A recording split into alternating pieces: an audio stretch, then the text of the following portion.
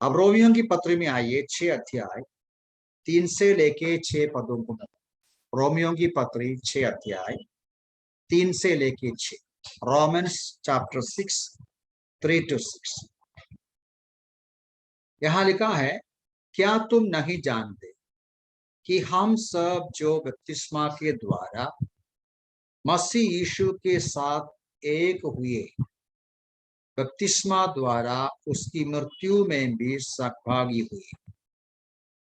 इसलिए हम बपतिस्मा द्वारा उसकी मृत्यु में सहभागी होकर उसके साथ गाड़े गए, जिससे कि पिता की महिमा के द्वारा जैसे मसीह जिलाया गया, वैसे हम भी जीवन की नई चाल चलें। वर्स 5। क्योंकि यदि हम उसके साथ उसकी मृत्यु की समानता में एक हो गए हैं, तो निश्चय ही उसके जी उठने की समानता में भी एक हो जाए, ये जानते हुए कि हमारा पुराना मनुष्य पाप का उसके साथ क्रूस पर चढ़ाया गया, कि हमारा पाप का शरीर निष्क्रिय हो, कि हम आगे को पाप के दास न रहे।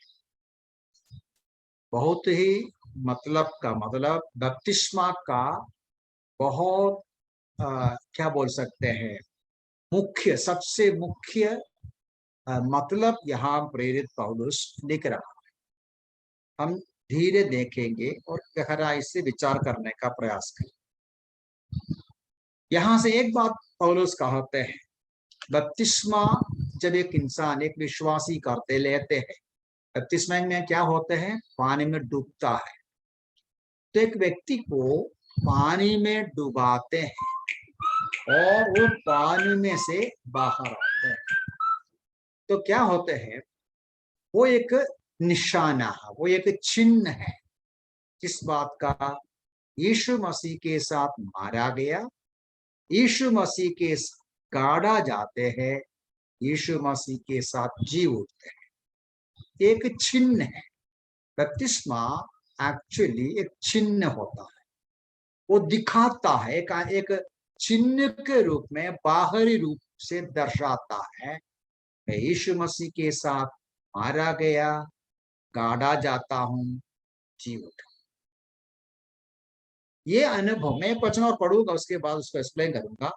तो ये पौलुस समझाते, उसका मतलब गहराई से समझाते, हम वापस और आएंगे। एक पद इसी बात को कोलोसियों की पत्र में भी लिखा है। कोलोसियों की पत्र उसका 3 अध्याय 2 अध्याय 11 और 12। कोलोसियों की पत्री 2 अध्याय उसका 11 और 12। Book of Colossians chapter 2 11 and 2।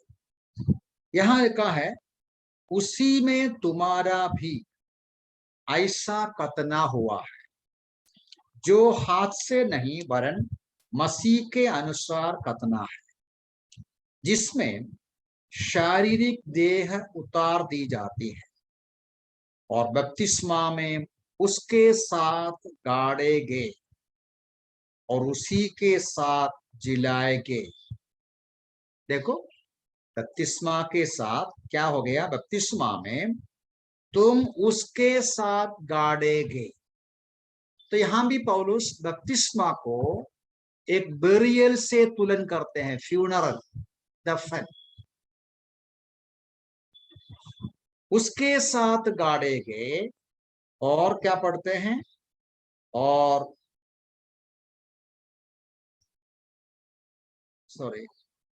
उसी के साथ जिलाए भी गए। यह उस विश्वास के द्वारा हुआ जो परमेश्वर के सामर्थ्य पर है, जिसने मसीह के मरे हुओं में से जिलाया। अब 13 पद भी मैं पढ़ूंगा। 13 पद भी, जब तुम अपने अपराधों, मतलब कोलोसी 2:13 है, जब तुम अपने अपराधों और शरीर की कतना रहित दशा में मृतक थे, तब उसने मसीह के साथ तुम्हें भी जीवित किया। उसने हमारे सब अपराधों को क्षमा किया। अभी ये सब थोड़ा सा ध्यानपूर्वक विचार करना है, समझ में आने में आपको कठिनाई है तो आप जरूर पूछ सकते हैं। उद्धार पाने के पहले, मतलब यीशु मसीह को हम स्वीकार करने के पहले एक स्वाभाविक मनुष्य का अनुभव ये 13 पद में लिखा है। क्या है वो? जब तुम अपने अपराधों और शरीर की कतना रहित दशा में मृतक थे, जब तुम अपराधों में मृतक थे। इसी प्रकार का वचन इफिसियों की पत्री 2 अध्याय का पहला पद में भी है।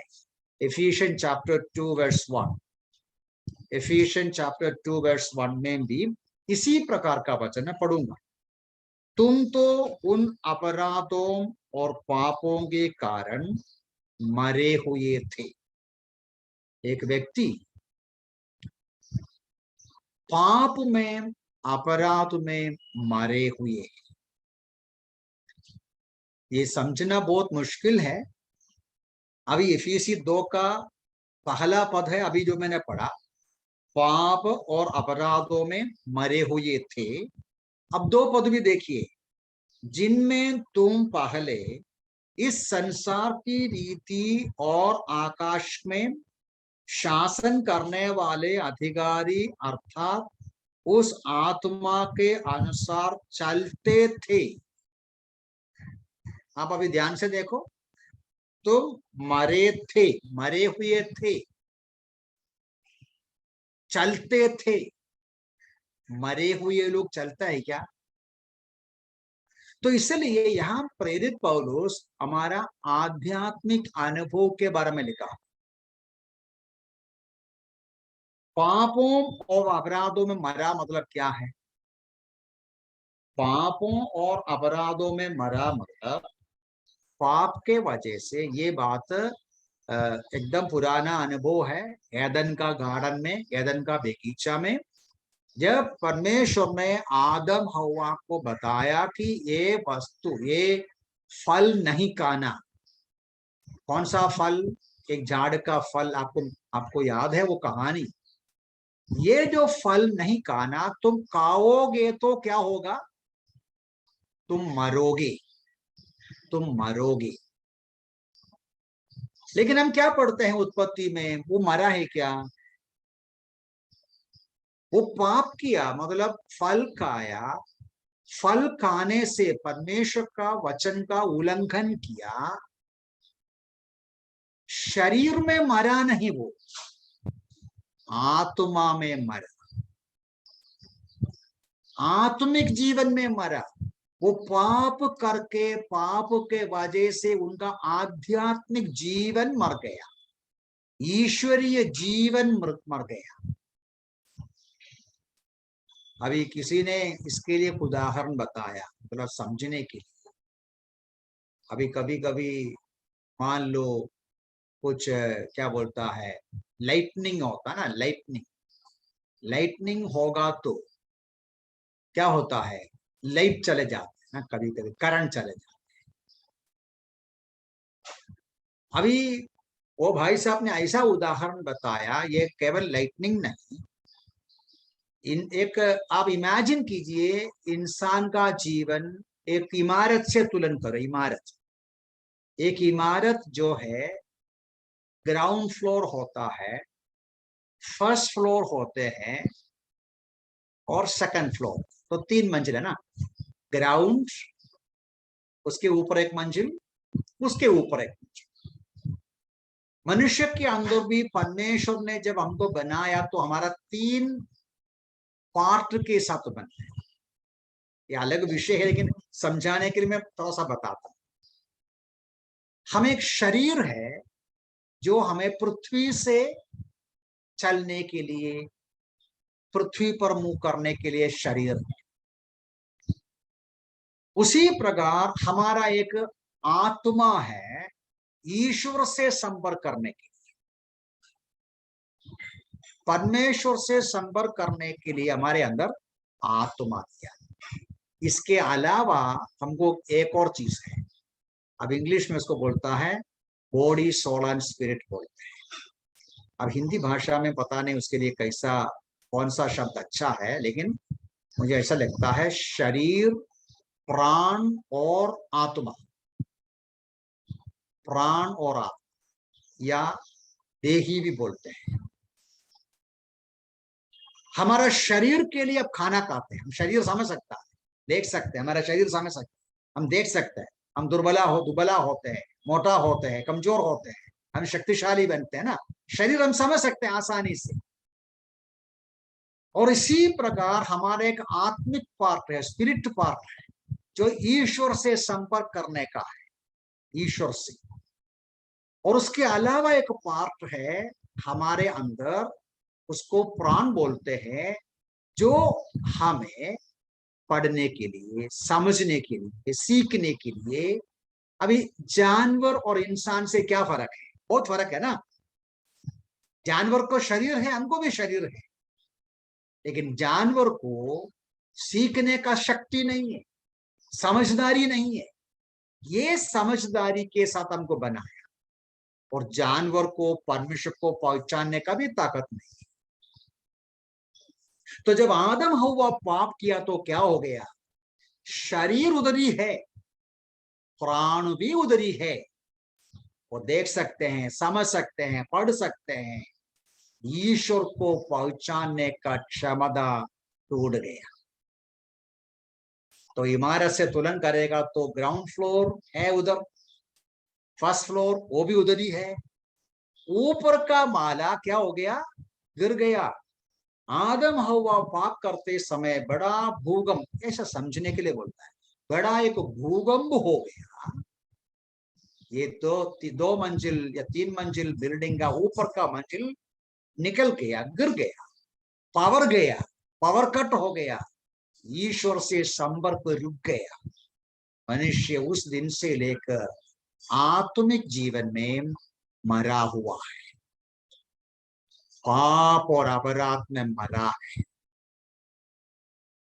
मरा हुआ इंसान चलते तो है, मरा हुआ इंसान चलते हैं, शरीर में चलते हैं, ईश्वरीय जीवन नहीं। इसी वजह से एक पाप में जीने वाला मनुष्य को पाप का भयंकरता नहीं समझ सकता, क्योंकि पाप में मर गया। आप मान लो मुर्दा पड़ा है, वो मुर्दा को आप म्यूजिक सुनाएगा तो वो एंजॉय करेगा? मुर्दा को चाय पिला सकता है क्या? मुर्दा को प्रेम की बातें बोल सकता है कोई? किसी मुर्दा पड़ा है, मुर्दा कुछ नहीं समझता है। मनुष्य पाप और अपराध में मरा है, मतलब मनुष्य पाप और अपराध में डूबा है। पाप और अपराध के वजह से मृतक जैसा है, मृतक जैसा है। और वो पाप को नहीं पहचानता, पाप का परेशानी नहीं जानता, पाप कितना बुरा है नहीं पहचानता। इसलिए इंसान आमतौर पर देखो, समाज को देखो, आप अपने घर के बाहर देखो, मनुष्य कितना पाप करते हैं, कितना चोरी करते हैं, कितना झूठ बोलते हैं, कितना गाली देते हैं, कितना गंदे काम करते हैं। शर्म भी नहीं आता, शर्म भी नहीं, क्योंकि मनुष्य मुर्दा जैसा है, आध्यात्मिक जीवन में मुर्दा जैसा है। तो यीशु मसीह ने क्या किया? यीशु मसीह जब सूली पर मरा तो क्या हो गया? इस मनुष्य जाति को अपने साथ सूली पर चढ़ाया। अब देखो, ये हाँ जो वचन पढ़ा मैं वो रिपीट करूंगा, वो फिर से पढ़ूंगा, उसके पहले एक और वचन पढ़ूंगा। दूसरी कुरिन्थी 5:14 देखिए, दूसरी कुरिन्थी 5:14। यहाँ यीशु मसीह का मृत्यु के बारे में पौलुस कहते हैं, दूसरी कुरिन्थी 5:14, क्योंकि मसीह का प्रेम हमें विवश करता है, जिससे यह निष्कर्ष निकलता है, जब एक सबके लिए मरा तो सब मर गए। वो सबके लिए मरा कि वो जीवित है, जो जीवित है आगे को अपने लिए ना जिए परंतु उसके लिए जिए जो उनके लिए मरा फिर जी उठा। तो पौलुस क्या बोलते हैं, ये रोमी 6 में और पहला दूसरा कुरिन्थी 5 में और कोलोसी की पत्री 2 में सब क्या बोला, आप पाप में अपराध में मरे हुए थे, यीशु मसीह सूली पर मरा, आपके लिए मरा, हमारा मृत्यु यीशु मसीह ले लिया। यीशु मसीह सूली पर मृत्यु से मरा, बोलते हैं हमारा रिप्रेजेंटेटिव के रूप में हमारे स्थान में हमारे खातिर मरा, हमारे स्थान में मरा, हम भी मर गए, हम भी मर गए। ओ जब हम यीशु मसीह को स्वीकार करते हैं, आपको समझ में आने में मुश्किल हो तो पूछना, मैं मैक्सिमम सिंपल सरल शब्द से बताने का प्रयास करता हूं। जब एक व्यक्ति आप और मैं यीशु मसीह को ग्रहण करते समय क्या होता है, जब हम परमेश्वर का वचन सुनते हैं, हम पाप और अपराध में मरे हुए हैं, हम मरा हुआ है, ईश्वरीय जीवन नहीं है। हमारे अंधकरण में परमेश्वर अपनी दया और करुणा में ज्योति देता है। क्या देता है, हम पापी है, हम गंदगी में है, हम बुराई में है, हम हमेशा का दंड के योग्य है, हमारा दुर्दशा, हमारा जो पापमय जीवन कितना भयंकर है, ये बात परमेश्वर स्वयं अपना वचन के द्वारा हमें समझाता है। हम जैसा पहले सुना, हमारे कान में आया, हमारा अंतःकरण खुल गया, हम प्रभु के पास जाकर बोलता है, प्रभु जी आप मेरे लिए मरा, मैं पाप और अपराध में मरा था, मैं हूं पापी, मैं हूं गंदा, मैं हूं अयोग्य, मैं हूं लाचार, मैं हूं अभक्त, आप मेरा स्थान लेकर आप मृत्यु सहा। हम अपने आप को प्रभु के हाथों में समर्पण करते हैं, पापों को कबूल करते हैं। उस समय क्या होता है, उस समय हमारे अंदर एक मृत्यु को हम सचमुच में अनुभव करता है। मतलब पाप के गंभीरता को समझकर हम ये जो पाप को पहचान कर अंदर एक मृत्यु, मृत्यु मतलब पाप कितना भयंकर है, इस पाप से मन फिराव, ये जो मन फिराव और पाप से दूर, ये जो मृत्यु का अनुभव हम सीखते हैं, हम कबूल करते हैं, मेरे लिए यीशु मरा, मेरे लिए यीशु गाड़ा गया, मेरे लिए यीशु मसीह जी उठा, ये विश्वास हमारे अंदर आते हैं, प्रभु यीशु मसीह को हम हृदय में स्वीकार करते हैं, हमारे अंदर क्या होता है मालूम है। देखो ये जो इफिसियों की पत्री में, मैं वो वचन आपके लिए पढ़ूंगा, इफिसियों की पत्री 2 अध्याय, उसका जो मैं पढ़ूंगा वो वचन 5 से लेके 4 से लेके पढ़ूंगा। इफिसियों की पत्री 2 अध्याय 4 से लेके, इफिशियन चैप्टर 2 4 ऑनवर्ड्स, थोड़ी देर पहले पढ़ा था उसका बाकी।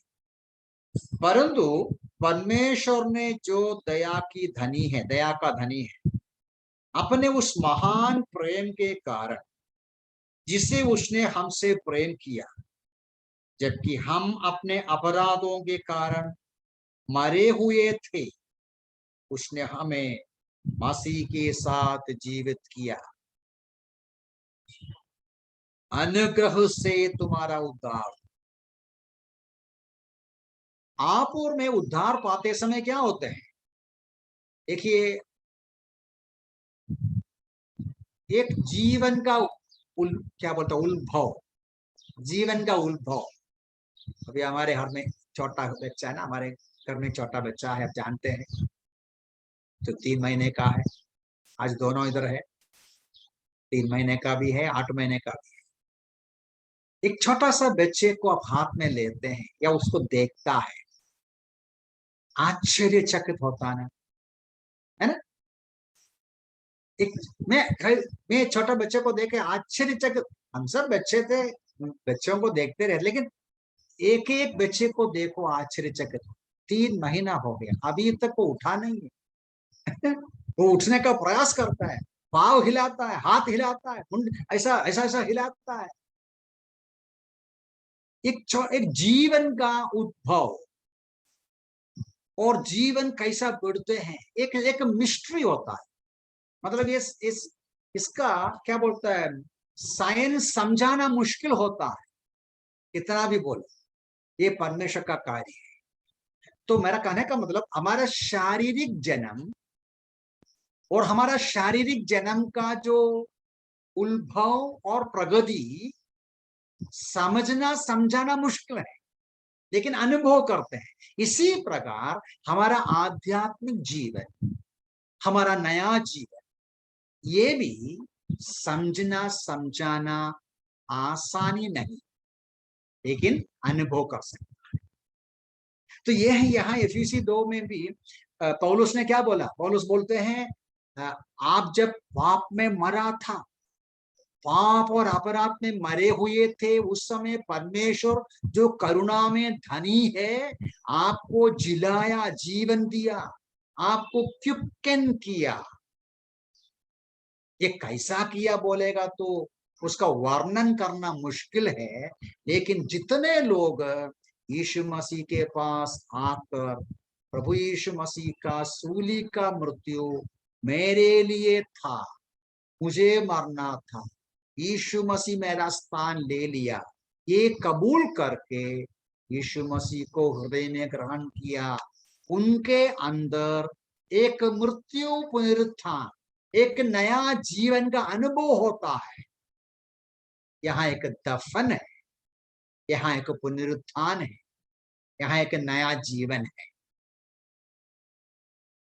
ठीक है, तो ये बात को, क्या बात को, हमारा आत्मा का उद्धार, नया जन्म, मरा हुआ इंसान आत्मिक रूप में, मरा हुआ मनुष्य आत्मिक रूप से जीवन पाते हैं, ईश्वरीय जीवन पाते हैं, नया जीवन पाते हैं, नया जन्म पाते हैं। इसमें एक दफन है, हमारा मुख्य बिंदु वो है दफन। वो बात को अब वापस आइए रोमी 3:6 में, वो बात को पौलुस यहां बोलता है। वापस आइए रोमी 6 में, रोमी 6 उसका 3 पद को फिर से अब देखिए। क्या तुम नहीं जानते, हम सब जो बपतिस्मा के द्वारा मसीह यीशु के साथ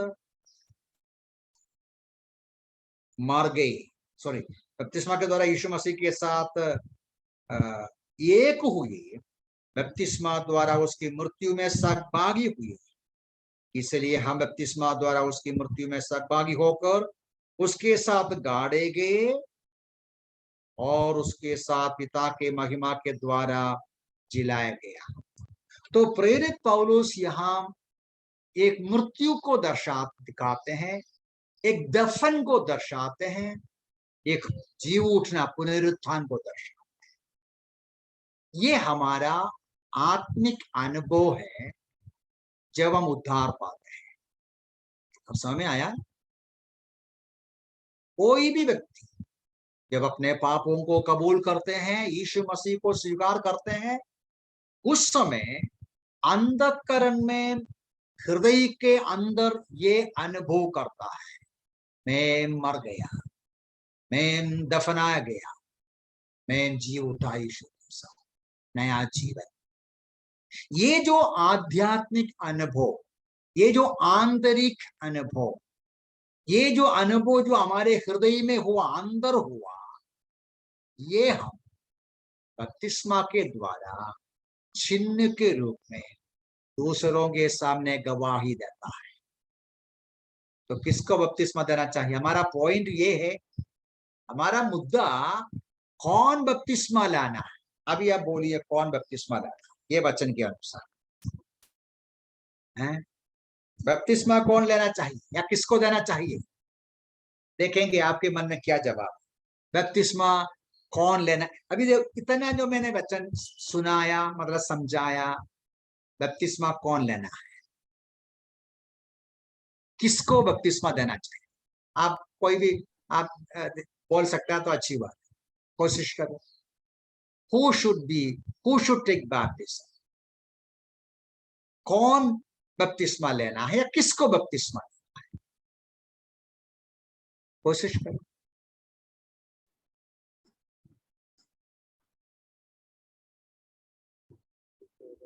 मैं फिर से आपको समझा। एक व्यक्ति पानी के सामने आया है, बपतिस्मा में डुबाना है ना, आप देखा होगा बपतिस्मा, पानी में आते हैं उसको डुबाता है। मैं पहले बताया, डुबाना दफन को दर्शाता है। पानी में गया, उसको दफन किया, जैसे मिट्टी डाला, मिट्टी कवर कर दिया। पानी से बाहर आता है, वो पुनरुत्थान को दर्शाता है, जीव उठने को दर्शाता है।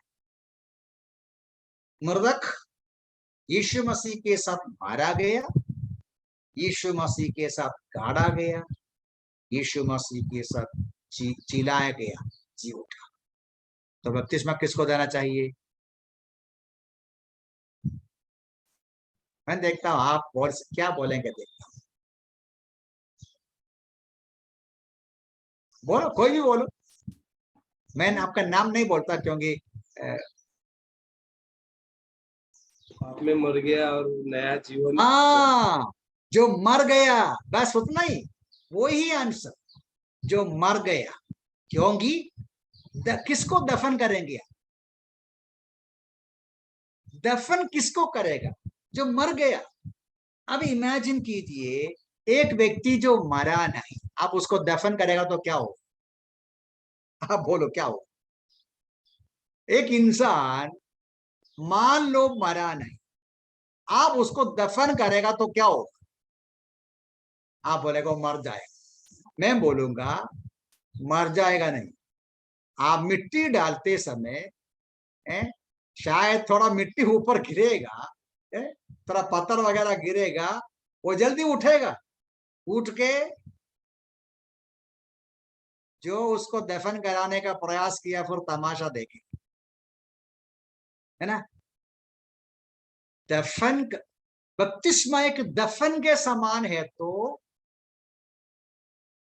बपतिस्मा करना चाहिए जो मर गया है, जो यीशु के साथ मर गया, जो यीशु मसीह के साथ गाड़ा गया, जी उठा, नया जीवन। तो बपतिस्मा कौन लेना चाहिए? बपतिस्मा वो लेना है जो यीशु मसीह के साथ मारा गया, गाड़ा गया, जी उठा, अपना आध्यात्मिक मृत्यु को महसूस किया। और दुख की बात है, आज ऐसे लोगों को बहुत सारे कलीसियाओं में देख सकते हैं, जिनका बपतिस्मा हुआ अलग अलग कारण से हुआ। वो मरा नहीं था, वो मुर्दा नहीं था, वो मृत्यु अनुभव नहीं किया, इसलिए उनका पुराना स्वभाव अभी भी उधरी है। मैंने सुना किसी ने बपतिस्मा लेते समय, वो बपतिस्मा में पूरा डुबाना चाहिए जैसा दफन करता है, लेकिन एक आदमी वो है कि हाथ ऊपर करते बैठा, ऐसा एक हाथ ऊपर करके रखा, वो डुबाता नहीं, वो पकड़ा तो नहीं, ये नहीं डुबाना है, बाकी सब डुबाना। क्यों? वो मुझे एक एक देना है, एक आदमी को कुछ देना है। ये हाथ चाहिए काम करने को, किसी को देने के लिए, किसी को कुछ देने के लिए। अब इसका आत्मिक मतलब क्या है? इसके ऊपर गहराई से बाद में हम देखेंगे जरूर, लेकिन अभी मैं इतना बोला तो 4 शब्द और बोलना चाहिए कि इस प्रकार क्या बोलते हैं, दफन, एक मृत्यु और जीवन जो अनुभव किया, उसका जो सच्चा आत्मिक अनुभव क्या है, इधर ही रोमी 6 में है। मैं वो 2-3 बातें जल्दी बोल के मैं सही समय पर अपना बंद करेंगे। पैसा तो आज आप घर पे ही है, इसलिए टाइम है ना, सही है ना, ठीक है। अब देखो, वही रोमी 6 आइए, रोमी 6 उसका 2 पद भी पढ़ता हूं, नहीं 1 और 2 एक साथ पढ़ता हूं। तो हम क्या कहें, क्या हम पाप करते रहे कि अनुग्रह अधिक होता जाए? कदापि नहीं। हम जो पाप के लिए मर गए, फिर उसमें कैसे जीवन व्यतीत करें? आप देखा, सवाल करता है पौलुस। हम जो पाप के लिए मर गए, फिर उसमें कैसे जीवन व्यतीत करें? पौलुस का कहने का तात्पर्य, कैसा पहचान सकता है एक व्यक्ति के अंदर सचमुच में मृत्यु का अनुभव है? मैं फिर से बोलना चाहता हूं, पानी में डुबकी लेने से यह होता नहीं। पानी में डुबकी लेके बपतिस्मा लेके ये पब्लिक में गवाही देता है, लेकिन बपतिस्मा के पहले ही ये हमारा अनुभव है। क्या है? जब उद्धार पाया। यह है उद्धार पाने का मतलब। मैं यीशु मसीह के साथ मर गया, यीशु मसीह के साथ गाड़ा, नया जीवन का। तो पौलुस बोलते हैं, यदि आप यीशु मसीह के साथ मर गए हैं, तो फिर पाप का पुकार कैसा सुनेंगे? जैसा मैं थोड़ी देर पहले बताया, यदि मरा है तो मरा हुआ व्यक्ति के पास कॉफी देगा तो क्या बोलेगा? चाय देगा तो क्या बोलेगा? म्यूजिक सुनाएगा तो क्या होगा? मुर्दा जवाब नहीं देगा। पौलुस वही बोलता है, यदि तुम पाप के लिए मरा है तो तुम कैसे पाप में रह सकता है? दूसरे शब्दों, यीशु मसीह के साथ मारा गया, गाड़ा गया, जी उठा, वो व्यक्ति पाप के लिए मरा, पाप में मर गया। एक पाप, ये फर्क समझना। Dead in sin, dead to sin. Dead in sin, पाप में मर गया था, पाप में डूब गया था, वो पुरानी बात। अभी डेड टू सिन मतलब पाप के लिए मर गया। ये जो 6 अध्याय में एक्चुअली पौलुस पाप को एक स्वामी से तुलन करते हैं। पाप एक स्वामी है, पाप एक मास्टर है। ये मास्टर आपको बुलाएगा, आप क्या करेगा? वो बुलाहट नहीं सुनेगा। क्यों? आप मर गए। ये 6 अध्याय को उस हिसाब से देखिए। जब पढ़ता है ना, पाप की मजदूरी मृत्यु है बोलेगा, तो मतलब पाप मास्टर आपको काम करवाएगा, मतलब आपको इस्तेमाल करेगा, आपको तंगा देगा मृत्यु। पाप मास्टर, पाप स्वामी। पाप एक स्वामी है, पाप एक मास्टर है। पाप हमारे ऊपर नियंत्रण करता है। पाप हमको बुलाते हैं। पाप शुरू में मीठी मीठी बातें बोलेगा, मैं आपका दोस्त है बोलेगा, मैं आपका मदद करूंगा बोलेगा, मैं हमारे लिए अच्छी अच्छी बातें प्रॉमिस करेगा। लेकिन जब हम पाप स्वामी के पीछे पीछे जाएगा तो हमको पकड़ेगा, हमको कब्जा करेगा, हमें नियंत्रण करेगा, हमको तंगा देगा, पगार देगा, प्रतिफल देगा, मृत्यु। लेकिन जो विश्वासी उद्धार पाया, जो इंसान यीशु मसीह के साथ मारा गया, गाड़ा गया, जीव उठा, वो पाप के लिए मर गया। पाप स्वामी कितना भी बुलाओ, वो सुनेगा नहीं,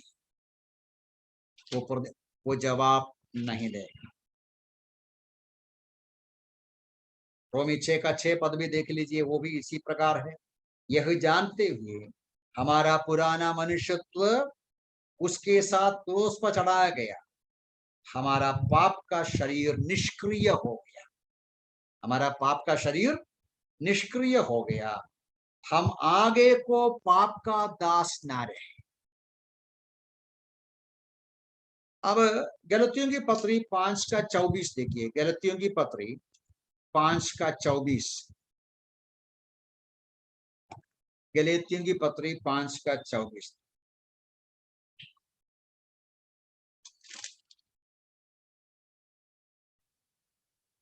यहां लिखा है, जो मसीह यीशु के हैं, उन्होंने अपने शरीर को दुर्वासनाओं तथा लालसाओं समेत क्रूस पर चढ़ा दिया गया है। मतलब हमारे शरीर का कुछ दुर्वासना है, अभिलाषा बोलता है, ये अभिलाषा के लिए मर गया। वही बात है, पाप के लिए मर गया। शरीर के दुर्वासना, दुर्वासना मतलब क्या है? अब वो 5 का ऊपर भी लिखा है ना, शरीर का अभिलाष, शरीर का काम स्पष्ट है। देखो 19 में लिखा है, अर्थात व्यभिचार, अशुद्धता, कामुकता, मूर्ति पूजा, जादू टोना, लंबा लिस्ट है। मनुष्य जाति का जो शरीर, पापमय स्वभाव का जो जो अभिलाषा होता है, उसके बारे में लिखा है। ये इसके लिए भी हम मरेंगे। मरेंगे मतलब हम जवाब नहीं देगा, कान नहीं देगा, हम उसके लिए जवाब नहीं देंगे। मैं 2-3 वचन जल्दी पढ़ूंगा, शाम बंद करेंगे। तो पहला पत्रस उसका 2:24, पहला पत्रस 2:24, ये वचनों को आप बाद में गहराई से विचार कर सकते हैं। उसने स्वयं अपनी ही देह में क्रूस पर हमारे पापों को उठा लिया, जिसे हम पापों के लिए मरे और धार्मिकता के लिए जीवन व्यतीत करें, क्योंकि उसके घावों से तुम स्वस्थ हो। हम धार्मिकता के लिए जीवन व्यतीत करें। हम पाप नहीं करेंगे ऐसा नहीं, उतना नहीं, हम धार्मिकता का काम करें, हम पवित्र काम करें, अच्छे काम करें, ईश्वरीय स्वभाव को रहे। गलतियों की पत्री 2:20 देखिए। मैं ज्यादा वर्णन नहीं करता, ये सब गहराई से विचार करने का वचन, लेकिन मैं सारांश बोल के आगे चल। गलतियों की पत्री 2:20, यहाँ पौलुस कहते हैं, मैं मसीह के साथ क्रूस पर चढ़ाया गया, अब मैं जीवित नहीं रहा, परंतु मसीह मुझ में जीवित है। अब मैं जो शरीर में जीवित हूं, तो केवल उस विश्वास से जीवित हूं जो परमेश्वर के पुत्र पर है, जिसने मुझसे प्रेम किया, मेरे लिए अपने आप को दे दिया। क्या लिखता है? मैं नहीं रहा, मसीह मुझ में जीवित है। बस लास्ट में 2 कुरिन्थी 4 का 11 और 12, 2 कुरिन्थी 4 का 2 Corinthians 4 उसका 11 और 12। अब देखिए क्या लिखा है। यहां लिखा है, हम जो जी रहे हैं, we who are living, 2 Corinthians chapter 4 11 and 12, हम जो जी रहे हैं सर्वदा यीशु के कारण मृत्यु के हाथों सौंपे जाते हैं। यीशु का जीवन भी हमारे मरणशील शरीर में प्रकट हो। इस प्रकार मृत्यु तो हमें है, पर जीवन तुम्हें कार्य करते हैं। देखो बहुत मीनिंगफुल वचन है, एक सच्चे विश्वासी का, पौलुस का अनुभव है। हम हर रोज मरते हैं। इसका मतलब क्या है? वो वचन 11 पद में फिर से पढ़ता हूं, हम जो जी रहे हैं सर्वदा यीशु के कारण मृत्यु के हाथों सौंपे जाते हैं, कि यीशु का जीवन हमारे मरणशील शरीर में प्रकट। इसका मतलब ये है, जैसा आप और मैं हर रोज आगे बढ़ते हैं, उद्धार पाया, विश्वास किया, बपतिस्मा लिया, हम परमेश्वर का भय व्यक्ति में आगे बढ़ते समय कई बार दुनिया का प्रेशर हमारे पास, पाप करने, बुराई करने, पाप का गुस्सा करने का प्रश्न, निराशा होने का प्रश्न, कड़वापन की बातें करने का प्रश्न, शायद गाली देने का प्रश्न, मतलब परीक्षाएं आता है कई कारण से। उस समय ये विजयी पाना है तो क्या करना चाहिए? हर रोज मारना चाहिए, आत्मिक रूप। एक बार एक बहन वेस्टर्न कंट्री में, यूरोप में, बहुत साल पहले बोला मैं चाइना में जाऊंगा प्रभु यीशु की सेवा करने के लिए। किसी ने बोला अरे तुम कैसा चाइना में जाएगा, वहां का क्लाइमेट बहुत खराब है, तुम उधर जाएगा तो तुम जल्दी मर जाएगा। वो बहन क्या बोला, अरे मैं तो कितना साल पहले ही मर गया है, मैं कितना साल पहले ही मर गया। दुनिया के लिए मरा, दुनिया का आनंद के लिए मरा, दुनिया का खुशी के लिए मरा। मैं जीवित हूं यीशु के लिए, तो कुछ भी आओ। और एक उदाहरण बाइबल में से किसी ने वो भी कहा, मुझे अच्छा लगा। आपको मालूम है कहानी, लाजरस, लाजरस मर गया, उसको यीशु मसीह ने मर्दकों में से जिलाया, याद है ना कहानी। 4 दिन के बाद वो मर गया, सड़ गया, उसको जिलाया, और उसका जीव उठने के बाद उसका घर पे बहुत बड़ा फीस्ट रखा, ये सब पढ़ते हैं। कई यहूदी लोग उसको धमकी दिया, मतलब यहूदियों को पसंद नहीं आया यीशु मसीह को महान कार्य। अब किसी ने पूछा लाजरस को क्या बोल के धमकी देगा, हे लाजर हम तुमको मार डालेगा बोलेगा, तो लाजर क्या बोलेगा, अरे हम तो मरा थे, हम मरा था, हम सड़ गए थे, हम तो जीवित है प्रभु यीशु मसीह के करुणा से, तुम कुछ भी करो। जो मर चुका है उनको फिर क्या मरना है। तो मसीही जीवन में परीक्षा में गिर जाना या फंस जाना, उद्धार पाया विश्वासी है तो भी पाप करना, मारामारी करना, गुस्सा करना, झगड़ा करना, जो भी पाप के कार्य करना, क्योंकि बराबर मरा नहीं, हर रोज मरते नहीं। सच्चे मसीह विश्वासी को हर रोज कबूल करना है, मैं मर गया, दुनिया के लिए मर गया, पाप के लिए मर गया, दुनिया का आनंद के लिए मर गया, दुनिया का लोभ और भोग या आनंद, एंजॉयमेंट, एंटरटेनमेंट, सबके लिए मर गया। ये विचार के साथ हमें चल, मैं इधर बंद करना चाहता हूँ, प्रभु सहायता करें। तो कौन बपतिस्मा लेना है? बपतिस्मा वो लेना है जो यीशु मसीह के साथ मर गया, गाड़ा गया, जी उठा, नया जीवन का अनुभव, अनुभव में रहता है। वो उनका अनुभव पानी में डुबकी लेके सबको बताता है, ये दुनिया देखो, यीशु मसीह के साथ मारा गया, गाड़ा गया, जी उठा, नए रास्ते पर चल। ये है बपतिस्मा का।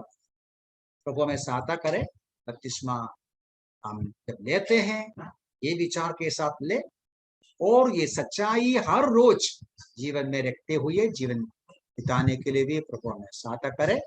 प्रार्थना करते हैं।